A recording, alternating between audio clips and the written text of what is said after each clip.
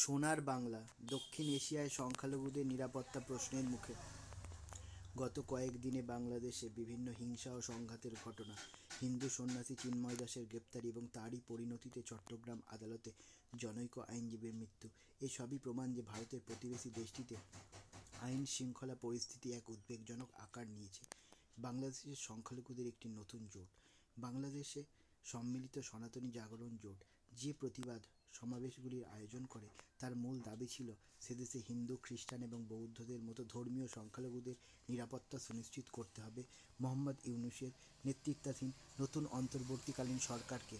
তার কারণ, হাসিনা সরকারের অপসারণ এবং নতুন সরকারের দায়িত্ব গ্রহণের পর সংখ্যালঘুদের বিরুদ্ধে অন্তত 2000টি হিংসাত্মক ঘটনা নথিভুক্ত হয়েছে এবং তাতে নিহতও হয়েছে একাধিক মানুষ।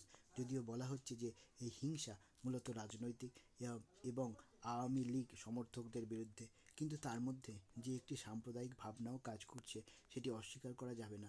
চিন্ময় দাসের নেতৃত্বে সংখ্যালঘু জোট যে 8 দফা দাবি পেশ করেছে তার প্রধান দাবিগুলো আদৌ অসঙ্গত নয়। সংখ্যালঘুদের উপর অত্যাচারের অপরাধে দ্রুত বিচার এবং একটি সংখ্যালঘু অধিকার মন্ত্রকের প্রতিষ্ঠা। পরিস্থিতি জটিলতর হয়ে উঠেছিল ইসকনকে নিষিদ্ধ করার দাবিতে করা একটি মামলায়। সে দাবি যদিও সে দেশের আদালতে খারিজ করেছে এবং মোহাম্মদ ইউনূসও জানিয়েছেন যে ইসকনকে নিষিদ্ধ করা হবে না। পরিস্থিতি যে উদ্বেগজনক তা নিয়ে সন্দেহের অবকাশ নেই। তার প্রভাব পড়েছে দুই প্রতিবেশী দেশের দ্বিপাক্ষিক সম্পর্কেও। বাংলাদেশের সংখ্যালঘুদের উপর অত্যাচার নিয়ে ভারত সোচ্চার হলেও তা বিশেষ ফলপ্রসূ হয়নি। তার একটি কারণ, নতুন ইউনূস সরকারের সঙ্গে মোদী সরকারের সম্পর্ক খুব সুমধুর নয়।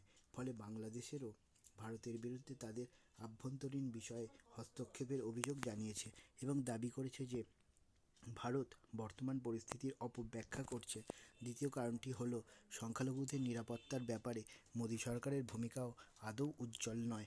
এটি ভারতকেও মনে রাখতে হবে যে তাদের দাবি তখনই শক্তিশালী হবে যখন ভারতের সংখ্যালঘুদের উপর নানারকম নিপীড়ন, যা অনেক সময় রাষ্ট্রের মদতে, তা বন্ধ হবে। দক্ষিণ এশিয়ার ধর্মনিরপেক্ষতা বনাম মৌলবাদের লড়াই নতুন নয়। দুর্ভাগ্য হলো এটি আরও ব্যাপক ও হিংসাত্মক আকার নিচ্ছে।